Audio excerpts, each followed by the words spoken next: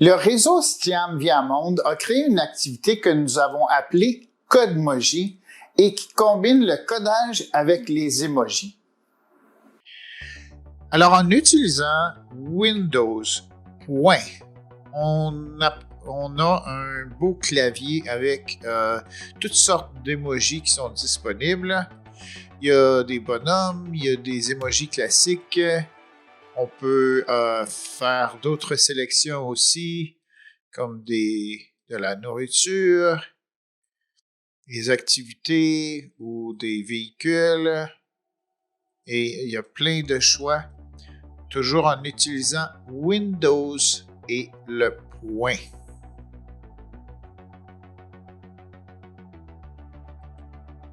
Afin de créer cette activité, nous avons associé les 10 chiffres à des emojis comme dans cette image.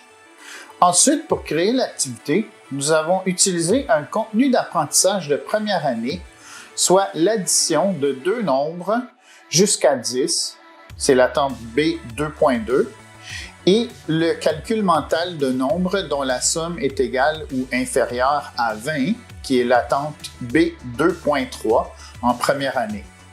Et finalement, bien sûr, le codage séquentiel de la tente C.3.1 et C3.2. L'apprentissage du vocabulaire associé aux emojis est également au rendez-vous dans cette activité. Elle intègre plusieurs domaines et attentes. Alors, voici comment l'activité fonctionne. Alors, bien sûr, ici, on a, par exemple, dans la première question, on a la licorne plus le pouce. Alors, si on regarde ici, on voit que la licorne vaut 2 et le pouce vaut 0, selon le code qui est indiqué ici. Donc, on doit chercher la réponse qui serait 2. Donc, on va utiliser la licorne et on va mettre la licorne ici pour répondre à la question. Puis, si jamais on avait des réponses dans les dizaines, à ce moment-là, on utiliserait 2 des symboles pour donner la réponse. Par exemple, si on regarde le chien et le bonhomme pensif, ça serait 11. Donc, on devrait utiliser 2 bonhommes sourires comme ceci pour arriver à la bonne réponse pour cette question-ci. Alors, on mettrait un deuxième bonhomme sourire. J'ai toute une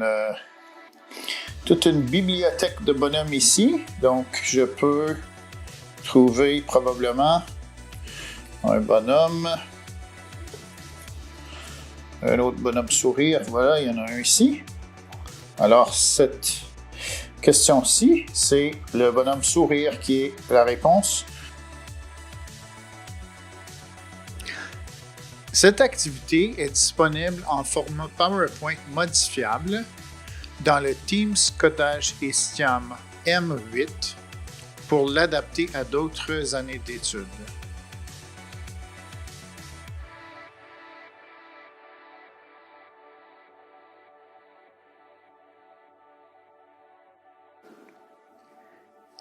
Si vous enseignez à distance, l'activité a également été reproduite dans un document partagé Equatio modifiable pour les enseignants au lien suivant et que nous avons mis à la description de la vidéo.